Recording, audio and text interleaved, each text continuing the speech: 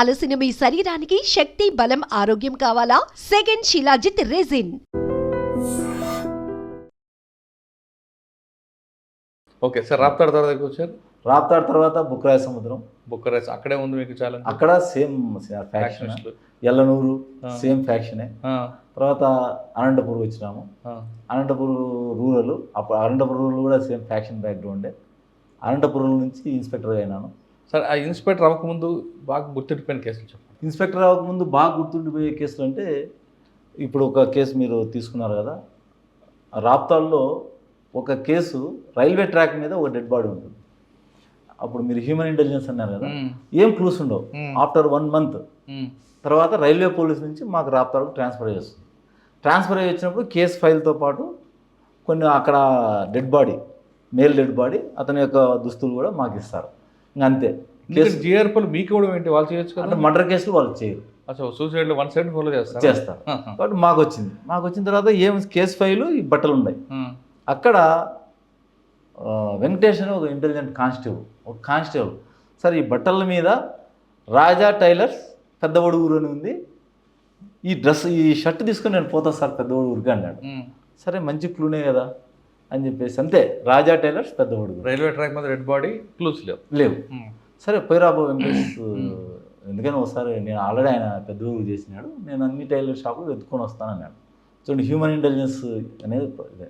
అతను పెద్దవడుగులో దాదాపు 8-9 షాప్స్ ఉంటే, ప్రతి షాప్ దగ్గరికి పోయి ఇది మీరు కుట్టినారా ఈ షర్టు అని అడిగితే, ఒక అతను అవును సార్ ఇది మా దగ్గర ఉంది అన్నాడు.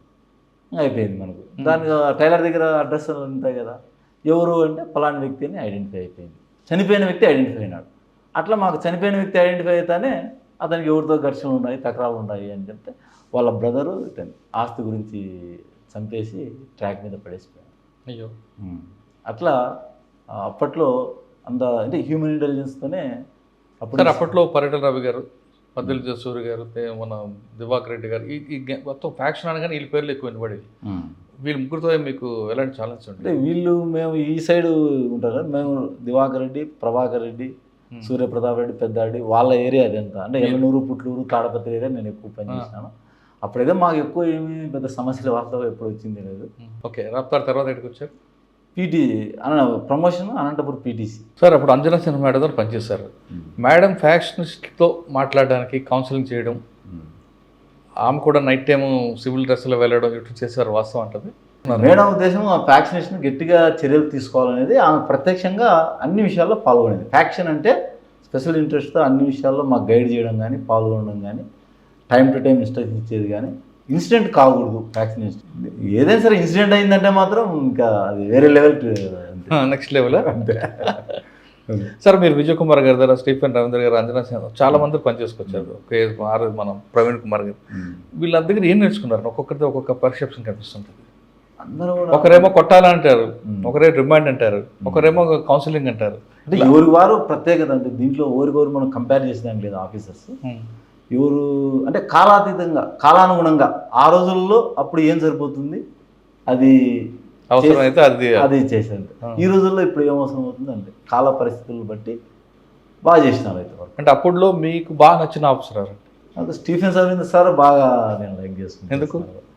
కౌన్సిలింగ్ బాగుంటుంది అట్లానే కాదు, డెసిషన్ మేకింగ్ కానీ, ఇన్స్ట్రక్షన్స్ కానీ సింపుల్గా, అంటే ఎక్కువ మాట్లాడకుండా పని బాగా చేయించేవారు. ఎక్కువ మాట్లాడాలా, పని ఎక్కువ ఉండాలి. తక్కువ మాటలు ఎక్కువ పని. ఆయన కౌన్సిలింగ్ బాగా చేస్తారట, నిజమేనండి?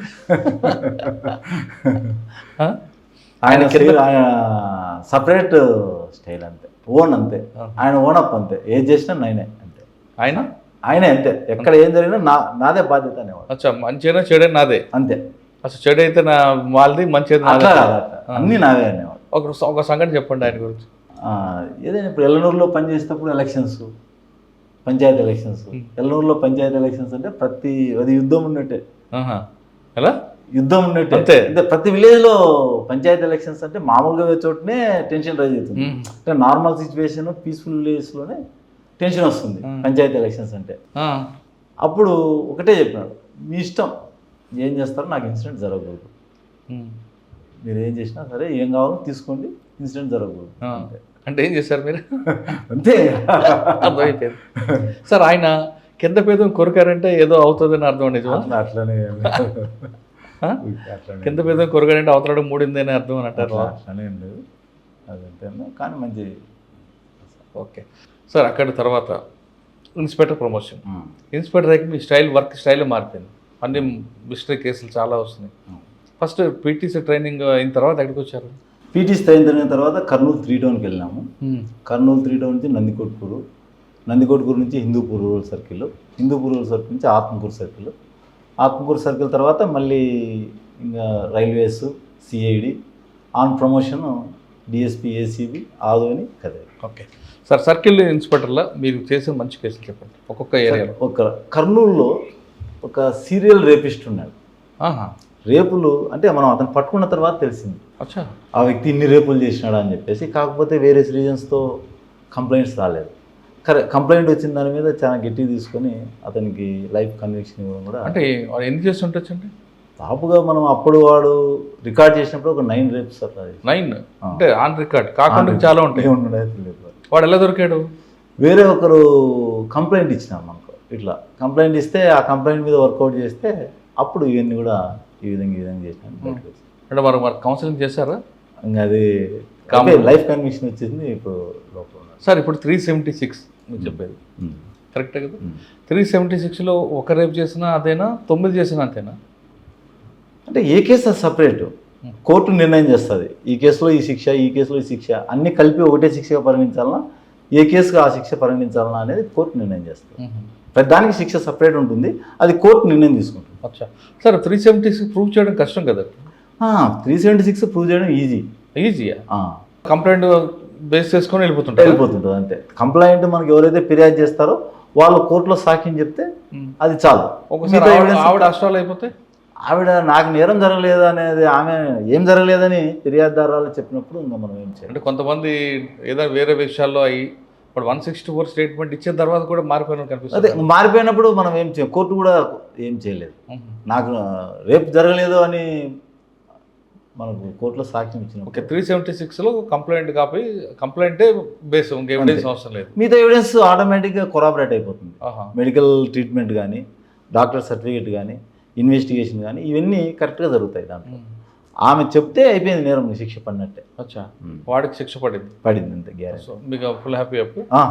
చాలా హ్యాపీ. నేనే కాదు, అక్కడ కొంచెం ఇప్పుడు ఆఫీసర్ ఎవరైనా ఎస్పీ గారు? అప్పుడు శ్రీకాంత్ సార్ ఉన్నాడు, రఘురామరెడ్డి సార్ కూడా ఉన్నాడు, ఇద్దరు. అచ్చా, శ్రీకాంత్ సార్ కూడా పనిచేస్తారా? శ్రీకాంత్ సార్ రఘురామరెడ్డి గారు ఉన్నప్పుడు కలిసారా? కొద్ది రోజులు. అంటే ఇప్పుడు ఆంబే ఆయన అరెస్ట్ అప్పుడు మీరు ఉన్నారు ఏంటి అక్కడ? హిమ్ సొసైటీ అని ఒకటి ఉండేది, హిమ్ కేసులు అని ఉన్నాయి. అప్పుడు ఉన్నా నేను హిమ్ సొసైటీ. సార్ అదొక సీరియల్ రేపర్. తర్వాత అక్కడ నుంచి నందికొట్కూరు పోయినాము. నందికొట్కూరులో కూడా మంచి కేసులు ఉన్నాయి. సార్ నందికొట్కూరులో మీకు అక్కడ ఫ్యాక్షన్ ఉంటుంది కదా? నందికొట్కూరులో ఫ్యాక్షన్, బైరెడ్డి వర్గం సేమ్ ఇదే సినారియో అక్కడ కూడా ఉంటుంది. అక్కడ కూడా కొంచెం నీట్గా బ్యాలెన్స్ చేసుకొని చేయడం జరిగింది. సార్ సాధారణంగా పోలీస్ స్టేషన్ మీరు వెళ్ళారనుకోండి, ఛార్జ్ తీసుకున్న తర్వాత లోకల్గా ఉన్న ఫ్యాక్షన్స్ పిలిపించి కౌన్సిలింగ్ చేస్తారా, లేదా ఇండిపెండెంట్గా 1-to-1 అంటే వాడి యాటిట్యూడ్ బట్టి చేసుకుని వెళ్తారా? అంటే ఫస్ట్ ప్రతి స్టేషన్లో కూడా గ్రేడింగ్ ఉంటుంది. మన దగ్గర లిస్ట్ ఉంటుంది ఎవరెవరు డేంజరస్ పర్సన్స్ అని.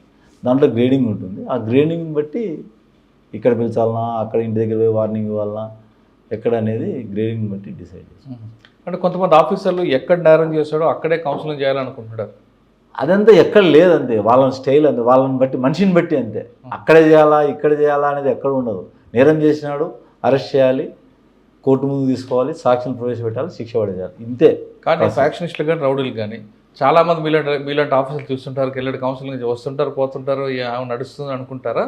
లేదు ఈ ఆఫీసర్ ఖచ్చితంగా మమ్మల్ని టైట్ చేస్తాడని చెప్పి మీరు ఉన్నంతకాలం ఏం పని చేయకుండా కూర్చుంటాడు? అంటే కొంతవరకు అయితే ఆఫీసర్ని బట్టి కూడా వాళ్ళు ప్రవర్తన అనేది ఉంటుంది, తప్పనిసరిగా ఉంటుంది.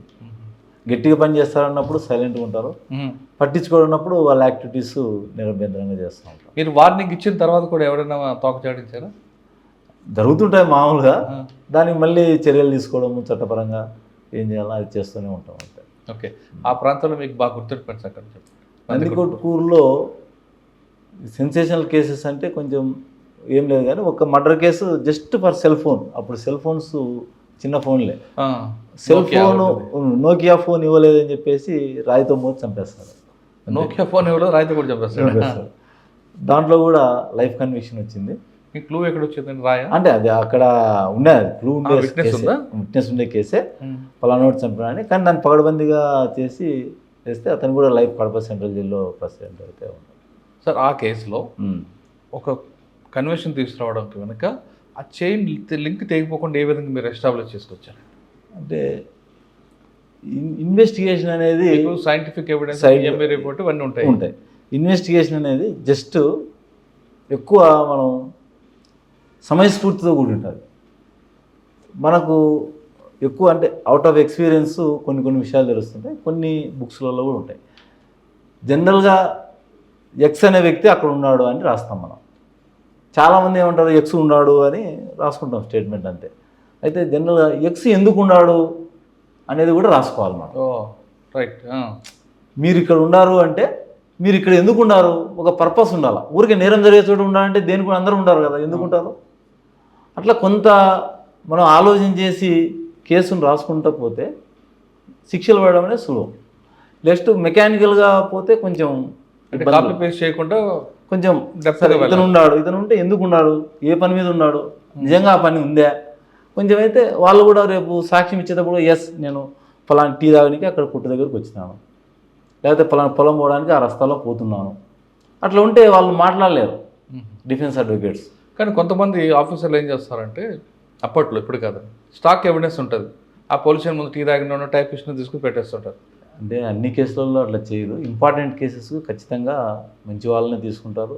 ఎందుకంటే ఒక నార్మల్ కోర్సులో జరిగే కేసులు చూడరు, మంచి కేసులు, రేప్ కేసులు కానీ మర్డర్ కేసులు కానీ పై అధికారుల వరకు దాన్ని పరిశీలిస్తారు. కాబట్టి మంచి వాళ్ళని తీసుకుంటారు. నిజంగా ప్రస్తుతం ఉన్నటువంటి సమాజం దేనికి ప్రయారిటీ ఇస్తుంది? ఆర్థిక సంబంధాల చుట్టూ మాత్రమే తిరుగుతుంది. మళ్ళీ ఎన్నికలంగానే చాలా విరక్తి కలుగుతాం. మంచి అనిపిస్తుంది కదా, లేడీస్ కూడా ఛాలెంజింగ్ జాబ్స్ చేసినప్పుడు చాలా బాగుంటది. ట్రాఫిక్ అసిస్టెంట్స్ గా నియమించిన ట్రాన్స్జెండర్స్ అందరితో సాల్యూట్ చేయించుకుంటున్నారు. ఫుడ్ డెలివరీ ఇవ్వటానికి వెళ్ళినటువంటి డెలివరీ బాయ్ అనిల్ పై కళ్ళ ముందు పెళ్ళండి